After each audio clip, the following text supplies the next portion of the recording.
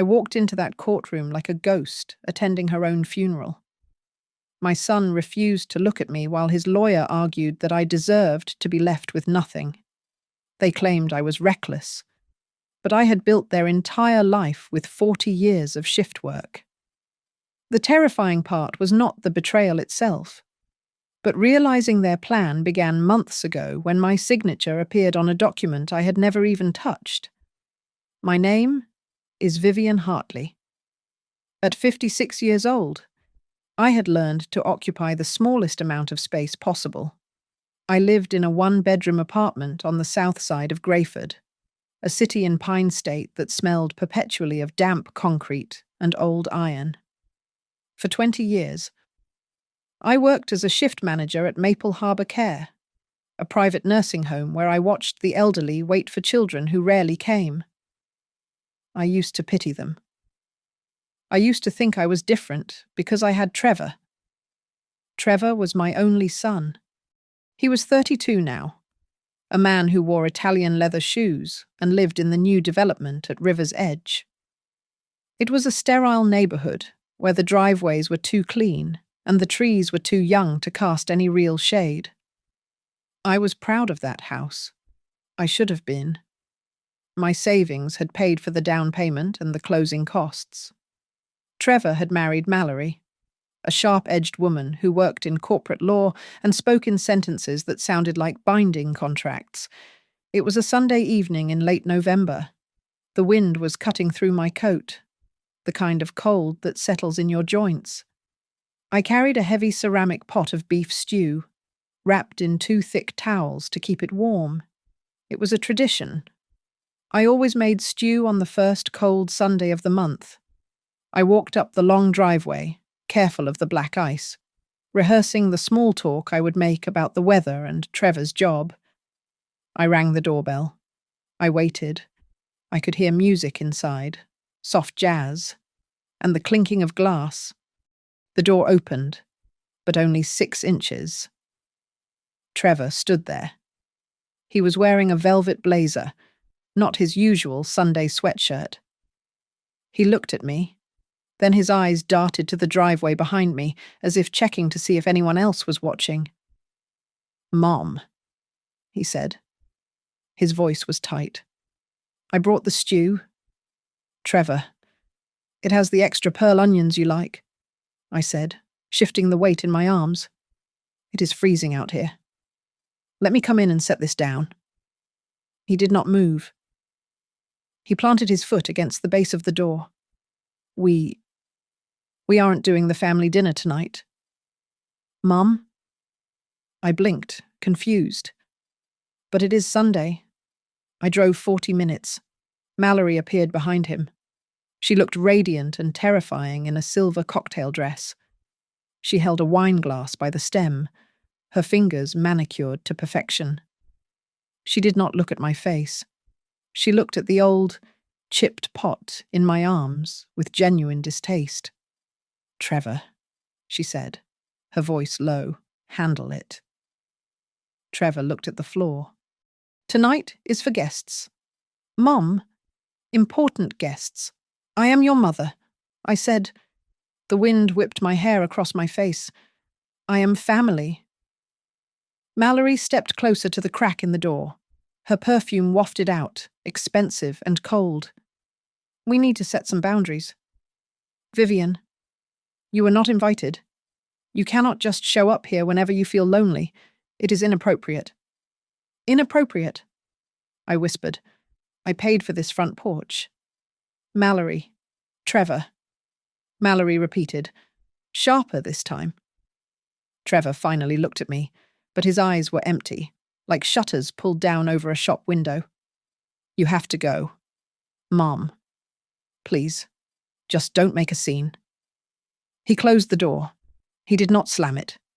He closed it with a firm, final click that echoed in the silence of the suburbs.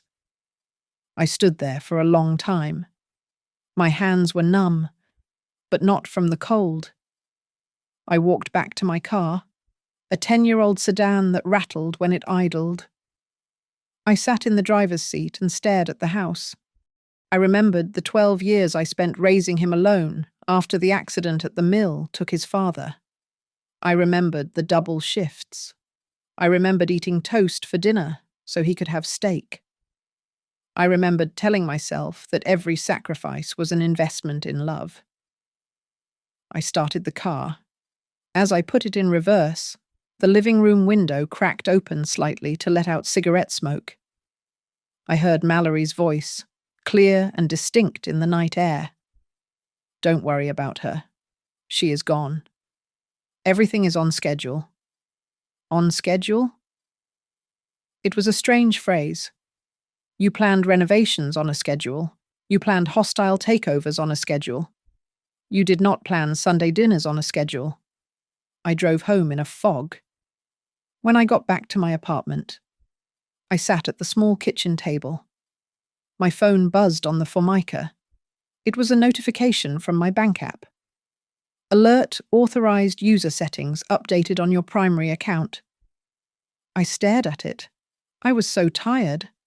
My bones ached from the cold and the rejection. I assumed it was a system error or a glitch. I swiped it away without opening the app. I took the lid off the stew. It was lukewarm now. The fat had started to congeal on the surface, turning white and waxy. I spooned some into a bowl and ate it in the dark. I was shivering. A violent tremor that started in my chest and spread to my fingertips. It was the realization that hit harder than the cold wind. They had not just been rude. They had looked at me and decided I did not exist in their world anymore. I was a ghost in the life I had paid for. The morning light in my kitchen was grey and unforgiving. I sat at the small laminate table with my laptop open.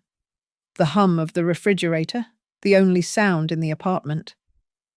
The humiliation from the night before had settled into a hard, cold knot in my stomach.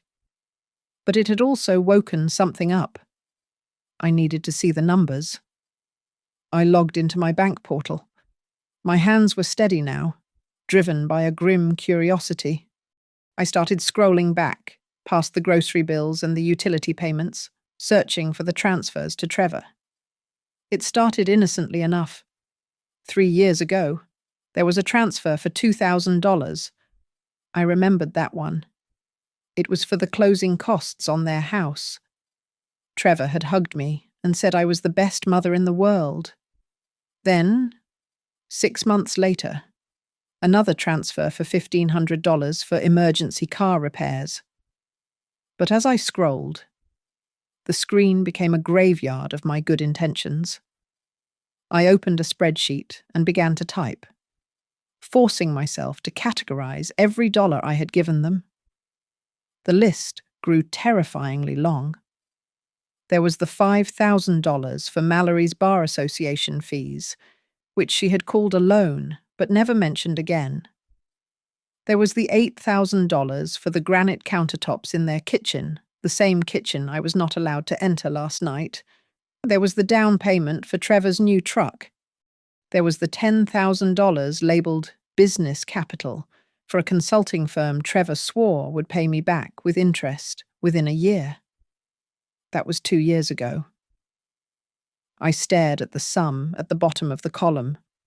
It was a number that made the air leave my lungs. It was over 6 figures. That number represented 20 years of double shifts. It was my retirement. It was my safety net. It was my life, converted into currency and consumed by people who would not let me eat stew at their table. Then I saw something that made my skin crawl. Interspersed with the big transfers were smaller, regular withdrawals I did not recognize. $300 on the 15th of every month, $250 on the 30th. They were labelled vaguely as service fee or auto debit X'd. I clicked on the details. They had been running for 8 months. I had never authorized these. It looked like a subscription service, but the subscriber was my savings account, and the product was my financial ruin. I grabbed my phone and dialed Trevor. It rang 4 times and went to voicemail. I dialed again, immediately. This time. The line clicked open. Trevor is busy. Vivian. Mallory's voice cut through the line, crisp and efficient. I need to speak to my son, I said, gripping the phone tight. There are withdrawals on my account I did not make, hundreds of dollars a month. I need to know if you are spiraling. Mallory interrupted. Her tone was the one she probably used on difficult clients. We are in the middle of a brunch. Trevor cannot handle your drama right now. We talked about boundaries. This is not drama, I snapped, my voice rising. This is theft. There are unauthorized, check your memory. Vivian, you forget things lately. Maybe you should see a doctor about that. Do not call again today. The line went dead. I looked at the phone, shaking. She was gaslighting me. She was trying to make me doubt my own mind. I turned back to the laptop and tried to cancel the recurring service fee transfers. I clicked, Stop payment. A red error box popped up. Action denied. Administrative privileges required. Please contact the primary account holder or visit a branch. Primary account holder. I was the primary account holder. I had opened this account in 1995. I grabbed my coat and drove to the bank branch on Main Street. I walked up to the teller. A woman named Sarah, who had helped me reset my PIN code a few years ago. I need to stop these transfers, I said, sliding the printed statement across the marble counter. And I want to know why the system says I do not have privilege to stop them. Sarah typed on her keyboard, her brow furrowing. She clicked the mouse a few times, then stopped. She looked up at me, then lowered her voice. Mrs. Hartley, there is a restriction on these specific recurring setups. They were established under a secondary authorization. I don't have a secondary user. I said, It is just me. Sarah turned the monitor slightly away from the customer behind me. According to our records, a digital power of attorney document was uploaded and verified 4 months ago. It grants full administrative access for financial management to a Trevor Hartley. I felt the blood drain from my face. Trevor, but I never signed a power of attorney. I never gave him access. Sarah looked uncomfortable. It was notarized and submitted through the online portal. Because of the level of access, he is listed as a joint decision-maker on these specific transfer setups. You cannot cancel them without his approval code. I gripped the counter to keep from falling. This was not just a son asking for money. This was not just a greedy daughter-in-law. This was a calculated infrastructure. They had not just taken my money, they had built a pipeline to ensure they could keep taking it, even if I said no. Print it, I whispered. Print everything. As the printer whirred, I realized the horrifying truth. Sunday night wasn't an insult. It was a symptom. They didn't need to treat me like a mother anymore because, on paper, they had already stripped me of my autonomy. I wasn't a parent to them. I was an asset they had already acquired. I sat at a scratched laminate table in a diner halfway between my apartment and the old nursing home. Across from me sat Elaine Booker. We had worked the night shift together at Maple Harbour Care for 15 years. Elaine was a former accountant who had seen every trick families played to get their hands on a parent's pension, but she had never looked at me with this much pity before. She adjusted her glasses and tapped a long, manicured fingernail on the stack of bank statements I had printed out. Vivian. I need you to listen to me, Elaine said, her voice dropping to a whisper. This is not borrowing. This is structuring. Look at these dates. Every time your Social Security hits, 2 days later, A transfer goes out. This is financial exploitation. I shook my head, pushing my half-eaten toast away. No, Trevor is just overwhelmed. He has the new house, the car payments. He intends to pay me back. He sent me texts saying so. Texts are not contracts, Elaine said sharply. Get your coat. We are going to see someone. She drove me to a brick building on the edge of downtown. The brass plaque next to the door read, Northbridge and Cole. It was a small firm, the kind that handled estate planning and quiet divorces. The office smelled of old paper and lemon polish. We were ushered into the office of Marissa Hale. She was a woman in her 40s with a haircut that looked expensive and eyes that looked tired of human nonsense. She did not offer me coffee. She took the file Elaine handed her and read it in silence for 10 minutes. Finally, Marissa looked up. Mrs. Hartley? Did you sign a gift letter when your son bought his house? A gift letter, I asked. A document for the mortgage lender stating that the money you gave them was a gift and did not need to be repaid. Marissa explained. Banks require it, so they know the borrower does not have hidden debts. No, I said firmly. I told him it was a loan. He said he would pay me back when his bonus came in. I never signed any gift letter. Marissa turned her monitor so I could see it. She typed rapidly, accessing the county clerk's public records database. I had a feeling. She muttered. Your son and his wife filed a financial affidavit last week in family court. It looks like they are refinancing or leveraging assets. Here is the attachment regarding source of funds. She clicked a file. A PDF opened. It was a document titled Confirmation of Long-Term Familial Support and Non-Repayment Agreement. At the bottom of the page was a signature. It was my signature. The loops on the V were perfect. The way the Y tailed off at the end was exactly how I had signed my name on charts at the nursing home for decades. But I had never seen this piece of paper in my life. I didn't sign that. I stammered. The room felt suddenly very small. I was not even with them on that date. That was the day I had my flu shot. Marissa sat back in her chair. Then we are looking at forgery. Or, if that power of attorney is broad enough, they might argue he signed on your behalf as your agent, claiming he was acting in your best interest. But using a power of attorney to gift assets to oneself is a breach of fiduciary duty. It is theft. She opened a drawer and pulled out a fresh legal pad. I can draft a demand letter. We will demand a full accounting of all funds, a revocation of the power of attorney, and a repayment plan. We will threaten civil litigation if they do not comply within 7 days. I looked at my hands. They were trembling.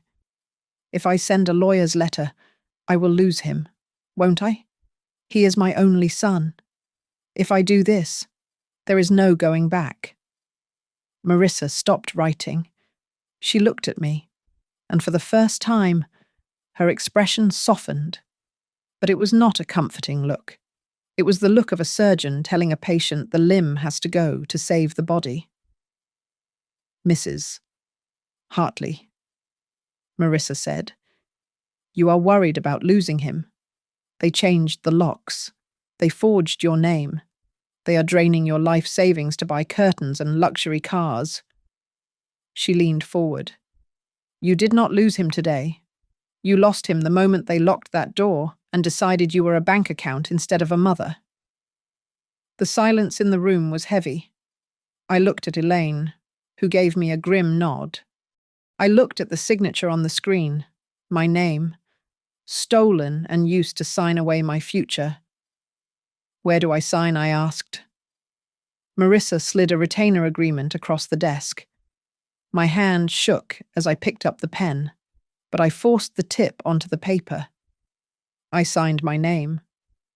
It looked just like the one on the screen, but this time, the ink was wet, and the anger behind it was real. I was done apologizing for existing. The demand letter went out on a Tuesday morning. By Tuesday afternoon, my phone had turned into a weapon. It vibrated against the coffee table, dancing across the surface with a relentless, angry buzz. I did not pick it up. I sat on my sofa with my hands folded in my lap, watching the screen light up with the name Trevor. He called 6 times in 20 minutes. When the calls stopped, the voicemail notification pinged. I pressed play, my finger hovering over the speakerphone button as if the device might bite me. "Mom! Mom! What are you doing?" Trevor's voice cracked, sounding breathless and high-pitched. "I got a letter from a lawyer." "A lawyer." "Mom, are you crazy? Why are you making people think I'm a bad guy? We can talk about this. You are embarrassing me. Call me back right now." He did not ask if I was okay. He did not ask if I had enough money for groceries. He asked about his reputation. 10 minutes later, the phone rang again. This time, the screen read, "Mallory." I let it ring. I listened to her voicemail a moment later. Her voice was different from Trevor's. It was devoid of panic, replaced by the chilly, controlled tone of someone managing a public relations disaster. "Vivian, this is ridiculous. Families do not sue each other. You are obviously being manipulated by someone. Is it that friend of yours? That bitter woman from the nursing home? You need to call me so we can fix this before you do something you cannot undo. We are willing to forgive this outburst if you drop this nonsense immediately." My instinct, honed over 30 years of motherhood, was to pick up the phone. I wanted to explain. I wanted to apologize for causing trouble. I wanted to smooth the waters. But then I looked at the spreadsheet Elaine had printed for me. I looked at the total sum that represented my entire life's work. I did not call back. Instead, I pressed a button I had never used before. Forward. I sent the audio files directly to Marissa's email. For the first time in my life, I used silence not as a surrender, but as a shield. The next morning, a courier arrived at my door. He handed me a thick envelope with a return address from a firm I did not recognize. Inside was a letter on heavy, cream-colored paper and a cashier's check. I stared at the check. It was for $5,000. The memo line read, "Full and final settlement of all familial debts and claims." The letter attached was brief. It stated that Trevor and Mallory were offering this generous gift to help me with my current financial confusion, but accepting the check would constitute a binding agreement that no further money was owed. It ended with a sentence that made my stomach turn. Failure to accept this gesture will result in a counterclaim for harassment and emotional distress damages. I called Marissa immediately. "Do not cash that check," Marissa said, her voice sharp over the line. "It is a trap. Vivian, it is called accord and satisfaction. If you endorse that check, you are legally agreeing that the debt is settled for $5,000. You would be waiving your right to the other $100,000. Send it back. They are threatening to sue me for harassment," I said, my voice shaking slightly. "Let them try," Marissa replied. "Thieves always scream the loudest when you turn on the lights. Bring the check to my office. We are returning it via certified mail with a rejection letter." That afternoon, I drove to the bank. Not the branch where I had discovered the truth, but the main headquarters downtown. I sat with a senior account manager and did something I should have done years ago. I need to close my accounts. I said. All of them, the manager asked. Everything. I answered. I want to open a new account, a new number. I want two-factor authentication on everything, linked only to my cell phone. And I want to revoke all previous power of attorney documents on file. Every single one. We can certainly do that, he said, typing quickly. And for the beneficiary, do you want to list your son? Trevor Hartley. I paused. The silence in the bank was filled with the soft hum of air conditioning and the scratching of pens. I thought about the stew freezing in my car on Sunday. I thought about the forged signature. I thought about the $5,000 check meant to buy my silence. No, I said firmly. No beneficiary. And for the emergency contact, please list Elaine Booker. When I walked out of the bank, the sun was setting over the grey skyline of Grayford. The air was cold, but I felt a strange heat in my chest. For decades, I had confused being a good mother with being a doormat. I had thought that if I gave enough, they would love me enough. I checked my phone. There were 3 new texts from Trevor, alternating between begging and threatening. I did not delete them. I archived them for evidence.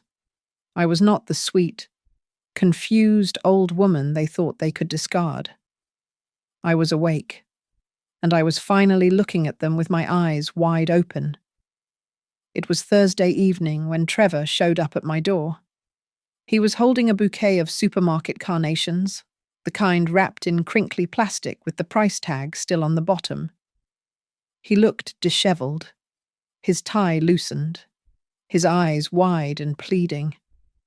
"Mum, please," he said, leaning against the doorframe. "I just need 10 minutes. Just 10 minutes to explain." I did not step back to let him in immediately. I looked at the wilting flowers, then at his face. A week ago, I would have thrown the door open and made him tea. Now, I felt a cold calculation in my chest. 10 minutes, I said. I stepped aside. He walked in, bringing the smell of cold air and nervousness with him. He moved toward the living room sofa, his usual spot. But I remained standing in the kitchen entryway. I took my phone out of my pocket, opened the clock app, and set a timer for 10 minutes. I placed it face up on the counter between us. I am not making coffee. Trevor, start talking. He froze, looking at the phone as if it were a loaded gun. He shifted his weight, unsure of what to do with his hands or the cheap flowers. He finally laid the bouquet on the counter. "Look, I know you are angry, and I am sorry," he began, his voice dropping to that soft, boyish register he used when he broke things as a child. "I am sorry that you feel like we took advantage of you. That was never the intention. I do not feel like you took advantage." I corrected him, my voice steady. "You took 6 figures from my retirement fund? That is a fact, not a feeling." "It is just a cash flow issue," Trevor insisted, running a hand through his hair. "We have a plan. We typed it up. We can pay you back $200 a month starting next January. We just need you to drop the lawyer stuff. It is killing us. Mum, the legal fees alone are..." I did the math in my head instantly. At $200 a month, he would pay me back when I was 104 years old. He was not proposing a repayment plan. He was waiting for me to die. "Trevor," I said, cutting him off. "Who signed the power of attorney, who went into the bank system and locked the recurring transfers?" He looked away, his gaze fixing on the magnets on my fridge. "Mallory. Mallory handles the logistics. She is better with the technical stuff. I just sign where she tells me to." Before I could respond, The doorbell rang. Trevor did not look surprised. He looked relieved. "She is here," he said quickly. She wanted to come up too, to apologize, to reconcile. I walked to the door and opened it. Mallory stood there. She was not holding flowers. She was holding a leather portfolio. She walked past me without waiting for an invitation, her heels clicking sharply on my linoleum floor. She did not look like a daughter-in-law visiting family. She looked like a crisis manager entering a boardroom. "Vivian." She nodded, standing next to Trevor. She placed a hand on his shoulder, a gesture that looked more like restraint than affection. "We need to be practical. This litigation is damaging the family brand. It threatens Trevor's position at the firm. We need stability." "Stability?" I asked. "You are emotional right now," Mallory said, her voice smooth and condescending. "We understand that growing older is scary. You want to feel useful. You want to be involved. But this financial clinging is unhealthy. We are trying to set boundaries for your own good." I looked at them. The audacity was breathtaking. They were framing their theft as a therapeutic boundary. "I have one question," I said, looking directly at Mallory. "If the money was a gift, as you claim, and if I was so happy to help, why did you need to forge my signature on the affidavit you filed in family court?" The room went dead silent. Trevor flinched physically, as if I had slapped him. Mallory, however, did not blink. She stared at me with eyes that were as flat and hard as glass. "Vivian," Mallory said, her voice dropping an octave. "Whether you signed it or not is a technicality. What matters is that the court believes it is authentic. And they will. Because who are they going to believe? A successful young couple building a future? Or a lonely, confused, elderly woman who changes her mind?" The timer on the counter went off. The alarm sounded like a siren in the quiet apartment. "Get out," I said. "Mom." "Wait," Trevor started. "Get out," I shouted, pointing at the door. "This is not a family misunderstanding.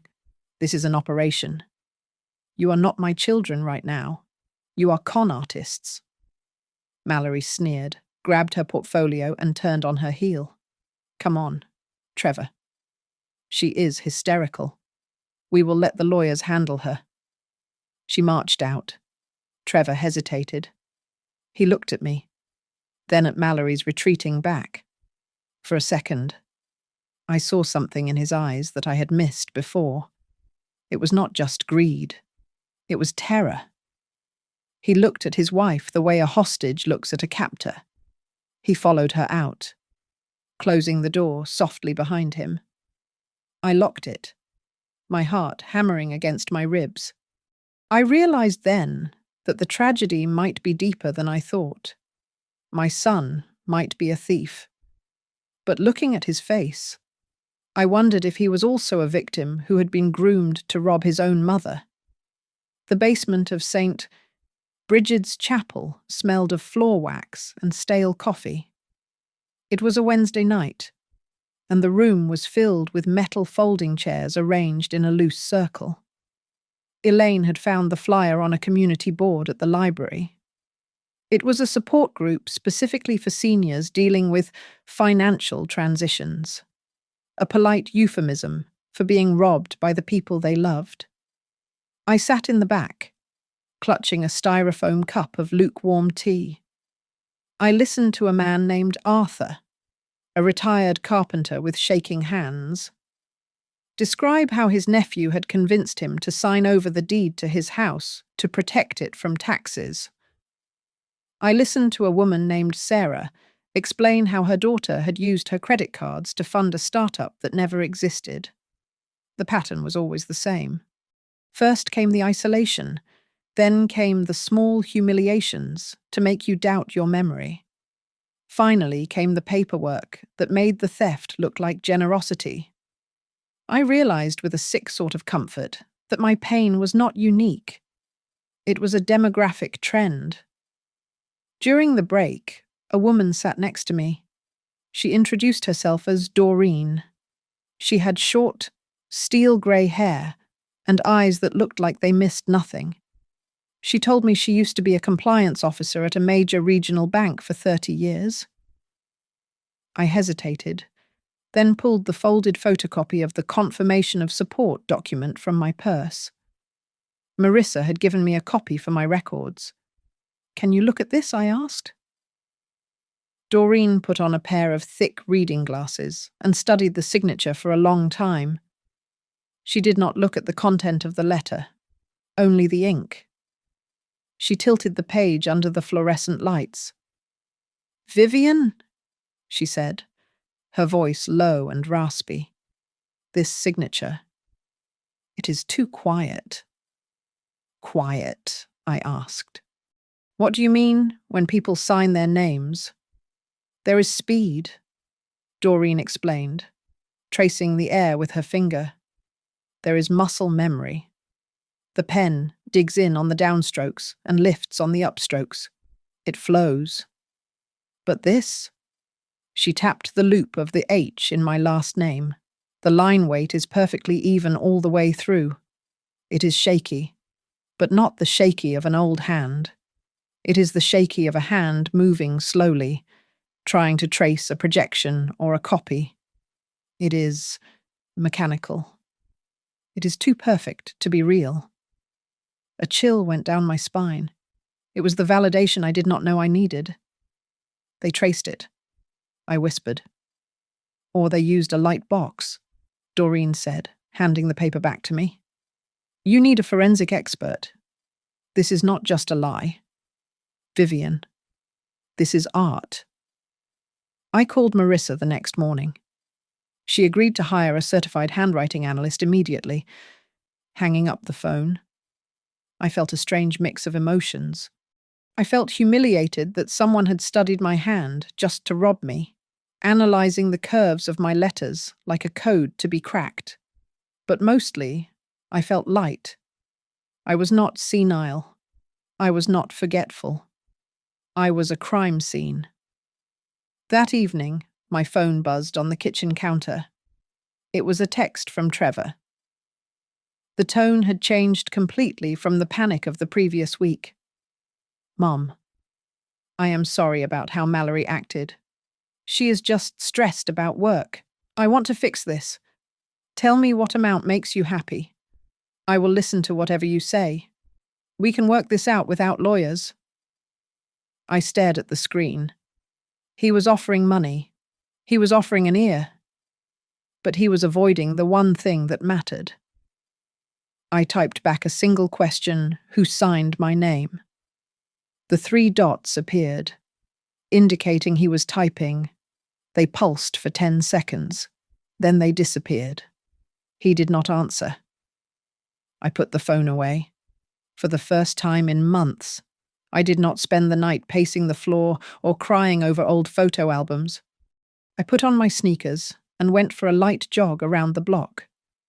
The cold air filled my lungs, sharp and clean. I went to the grocery store and bought fresh vegetables, abandoning the frozen dinners I had been eating since my account was frozen. I opened a new checking account at a small credit union across town, where the teller looked me in the eye, and my password had nothing to do with my son's birthday. As I stood in my kitchen chopping carrots for a soup that was just for me, I realized something important. Revenge was not about destroying them. It was not about making them poor. Revenge was about taking the pen back. They had tried to write the end of my life for me. They wanted to write me off as a tragedy, a burden, a blank check. But I was the author of this story, and I was going to write a truthful ending, no matter who it exposed. They did not just hire a lawyer. They hired a demolition crew. 2 days after I rejected their settlement check, A process server handed me a thick stack of documents outside my apartment building. The top page was a motion filed in the county court. Trevor and Mallory were requesting an emergency injunction to freeze my remaining assets. They claimed that my frivolous litigation was draining the family estate, which they audaciously argued included my savings, and they were petitioning the court to declare me financially incompetent due to reckless spending and legal harassment. I sat in Marissa's office an hour later, my hands gripping the arms of the chair so hard my knuckles turned white. "This is a siege tactic," Marissa said, pacing the small room in her heels. "They know they cannot win on the merits of the fraud claim, so they are trying to starve you out.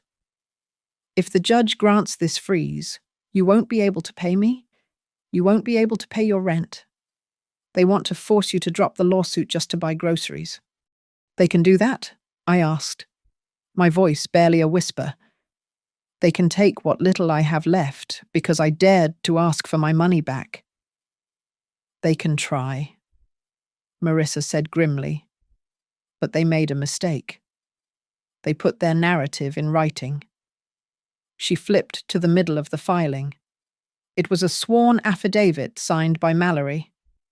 I began to read, and with every sentence, I felt a piece of my heart turn into cold stone.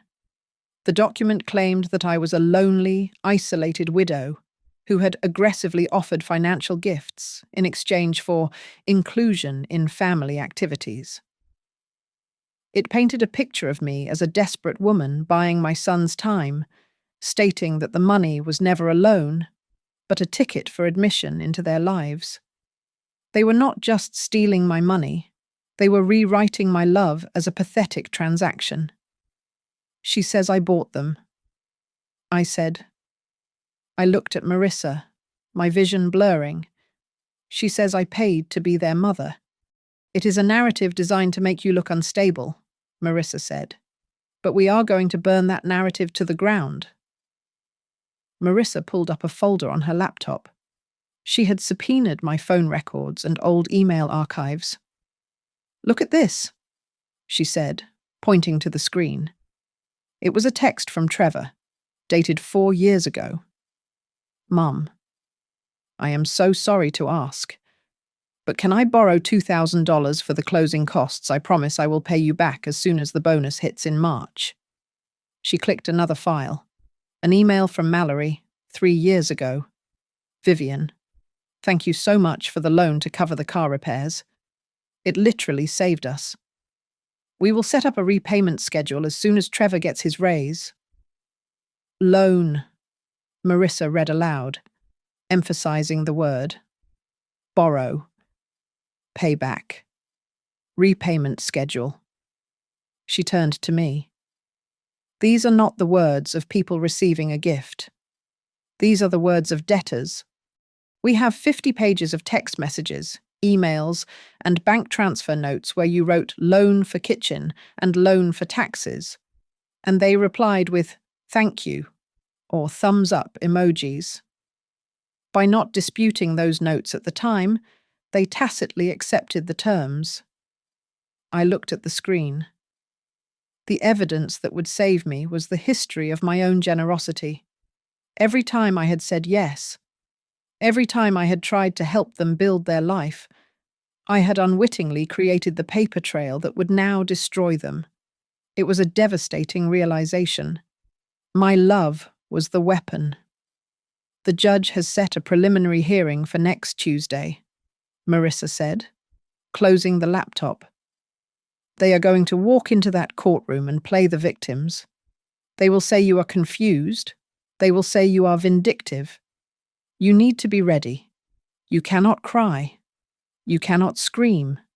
You have to be ice." I went home that night and laid my clothes out for court. I chose a navy blue suit I had not worn since my husband's funeral. I polished my shoes. I stood in front of the bathroom mirror and looked at the lines on my face. They were the map of a life spent giving. I had given my time to the nursing home. I had given my youth to my husband. I had given my savings to my son. No more. I said to my reflection. My voice did not shake. If they want to declare me bankrupt, I whispered to the empty room, I will make sure the price they pay is something money cannot buy. In the suburbs, reputation is a currency more valuable than cash, and Mallory knew exactly how to spend it. By the time the preliminary hearing approached, the narrative in River's Edge had shifted completely. I was no longer the victim of elder financial abuse. I was the greedy, senile mother suing her successful son because she was jealous of his happiness. Mallory did not attack me directly. She was too smart for that. Instead, she posted a vague, melancholy photo of a stormy sky on social media with a caption that read, "Heartbroken to be targeted by harassment from within our own circle." Sometimes, mental decline turns the people we love into strangers, asking for privacy and prayers as we protect our peace. It was a masterclass in manipulation. When I went to the local market, I saw faces I had known for decades turn away. Mrs. Higgins, who I had sat next to in church for 10 years, suddenly found the nutritional label on a can of soup incredibly interesting when I walked down her aisle. I was being erased, not just from my son's life, but from the community I had lived in for 40 years. But inside the office of Northbridge and Cole, the atmosphere was shifting. Marissa greeted me with a look I had not seen before. She locked the door and pulled the blinds. "We got a tip," Marissa said, her voice low. It came through an encrypted email service, anonymous, but highly specific. A tip about what I asked, about Mallory. It seems she worked in compliance at her previous firm during a quiet scandal involving executive bonuses and forged authorizations. She was never charged, but she was the one who cleaned up the mess. The tipster said she learned exactly how to create a paper trail that looks legitimate on the surface, but has no digital footprint underneath. She knows how to not leave fingerprints. I felt a cold shiver. So she is a professional. She is practiced, Marissa corrected. But professionals get arrogant. We are filing a motion today to compel the production of the original wet ink document and the metadata from the computer it was created on. We are not asking for a copy anymore. We want the source code of the lie. That night, my phone rang. It was Trevor. He was not shouting this time. He sounded like he was hyperventilating. "Mum, you have to stop." He sobbed into the phone. "The partners at the firm are asking questions. If this goes to a full trial, my name will be in the public record. You are ruining my life. Why are you doing this to me?" I listened to his breathing, ragged and panicked. He was still making it about him. "Trevor," I said, my voice steady. "Do you want to know who made the signature?" The line went dead silent. He did not say, "What do you mean?" or "You signed it." He just breathed. "Con," I asked, using the nickname I hadn't used since he was a boy. "Do you want to know He started, then stopped. "I have to go." He hung up. His silence was the loudest admission of guilt I had ever heard. The next day, I ran into Frank Miller at the gas station. Frank had worked with my late husband at the mill for 20 years. He was a good man, but he looked uncomfortable when he saw me. I forced him to look me in the eye. "Vivian." He nodded, shifting his weight. I heard about the trouble." "It is not trouble, Frank. It is theft," I said. He sighed and rubbed the back of his neck. "Look, I did not want to say anything, but I saw Trevor a few months ago at the sports bar. He was buying rounds for everyone. He told us he had finally got the estate planning handled. He said he had everything papered over, so you could not interfere with his investments. He laughed about it. Vivian, he said he had you on a leash. I felt the ground sway beneath my feet. I had desperately wanted to believe that Trevor was just weak, that he was being bullied by Mallory. But Frank's words cut that hope out of me. Trevor wasn't a hostage. He was a conspirator. He had laughed about controlling me while drinking beer bought with my retirement money. I went back to Marissa's office the next morning with a resolve that felt like iron. Marissa was sitting at her desk, a thick report in front of her. She looked up, and her expression was grim but triumphant. "The forensic handwriting expert is finished," Marissa said, and I asked. "He found something," she said, opening the folder. "It is not just that the signature is a forgery. It is how they did it. And this conclusion changes the entire direction of the case." The forensic report was thin, only 3 pages, but it sat on Marissa's desk with the weight of a conviction. I stared at the magnified images of my own name. The expert had overlaid the signature from the confirmation of support document with 10 samples of my genuine signature from old checks. "It is not just a forgery," Marissa said, tapping the paper with her pen. "It is a simulation. See these microscopic tremors in the loops? The expert calls them hesitation marks. Someone did not just scribble your name. They practiced it. They traced it over and over until they thought they had the muscle memory to fool a judge." I felt a wave of nausea. They practiced being me. And they failed, Marissa said, her voice hard.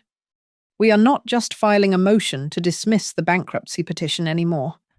I am amending our response to include allegations of fraud upon the court, aggravated identity theft, and elder abuse.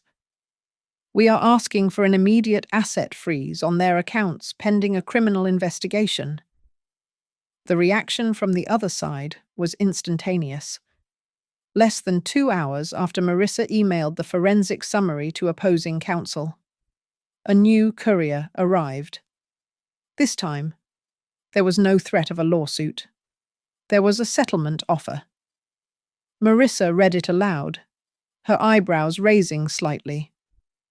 They are offering $75,000, immediate wire transfer. But there is a catch. She slid the document toward me. They require a non-disclosure agreement stating that you acknowledge the signature was a familial misunderstanding and that you will never discuss the validity of the documents with any third party or law enforcement agency. I looked at the number. $75,000. It was not everything they had taken, but it was enough to fix my car. It was enough to heat my apartment for the rest of my life. Why, I asked, why offer this much now? Because they are terrified, Marissa said, leaning back. Bankruptcy is a civil matter. Forgery is a felony. Mallory is a corporate lawyer. If she is linked to a fraud scheme involving court documents, she does not just lose this case. She loses her license. She loses her career. They are not paying you to settle a debt. Vivian, they are paying you to stay out of prison. My phone buzzed in my pocket. I pulled it out. It was a text from Trevor. It was short, desperate, and devoid of the arrogance he had shown all week. "Mum, please take the deal. Don't bring up the signature in court. I beg you. You don't know what this will do to us." I stared at the screen. My thumb hovered over the glass. For a heartbeat, the old Vivian surfaced. The mother who worked double shifts. The mother who ate burnt toast so her son could have the soft middle. I could save him. I could take the money, sign the paper, and let them keep their secrets. I could take the shame of being the confused old woman to my grave if it meant my son stayed safe. Then I remembered the sound of the deadbolt sliding shut on Sunday night. I remembered Mallory's cold smile as she told me I was on a schedule. I remembered Trevor laughing in a bar about having me on a leash. He knows, I whispered. What Marissa asked. Trevor, I said, showing her the text. He is begging me not to bring up the signature. He knows it is fake. He has known the whole time. Marissa nodded slowly. Then I have one more thing to show you. She opened her laptop and turned the screen toward me. It was a log from the bank's security division, which she had subpoenaed along with the signature data. We tracked the IP address used to log into your account and change the security settings, Marissa explained. The login happened on November 12th at 3 a.m. You were asleep in your apartment on the south side. The login came from a residential IP address registered to a fiber optic node in River's Edge. River's Edge, I repeated. Trevor's house. Marissa confirmed, and the device used. It was an iPad named Mallory's Pro. They did not just steal from you, Vivian. They logged in from their warm bed in the house you paid for, while you were sleeping, and locked you out of your own life. I looked at the text message one last time. I beg you. I put the phone face down on the desk. The internal conflict that had raged inside me for weeks suddenly went quiet. I was not choosing between my son and my money. I was choosing between the truth and a lie that would suffocate me. If I signed that deal, I would be agreeing that I was the problem. I would be agreeing that I was crazy. Reject the offer, I said. Marissa smiled, a sharp, dangerous smile. Are you sure if we go into that hearing tomorrow, there is no turning back? We are going for the throat. They wanted to declare me bankrupt, I said, standing up and smoothing the front of my jacket. They wanted to erase me. So let us go to court. I am ready to tell the judge exactly who signed that paper. I walked to the window and looked out at the city. The sun was setting, casting long shadows over the streets. I was done being the ghost. Tomorrow, I would be the only living thing in that courtroom. The courtroom air was stagnant, recycled, and heavy with the scent of cheap cologne and anxiety. Trevor's lawyer, a man with a booming voice and a suit that cost more than my car, was finishing his opening statement. He painted a tragic picture. He described me as a mother in cognitive decline, a woman whose paranoid litigation was draining the family's hard-earned resources. He asked the court to appoint Trevor as my permanent financial conservator to stop the bleeding. I sat with my hands folded on the table. I did not look at Trevor. I looked at the wood grain on the bench. Your Honor, Marissa said, standing up. She did not raise her voice. She did not wave her arms. She simply held up a blue folder. Before we discuss my client's spending, we must address the foundation of the petitioner's claim. The petitioner alleges Mrs. Hartley agreed to these transfers via a signed affidavit.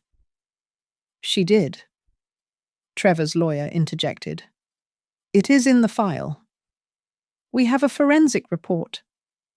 Marissa continued, ignoring him, stating that the signature on that document is a simulation. We are moving to compel the production of the original document immediately. I saw Mallory stiffen in the gallery behind Trevor.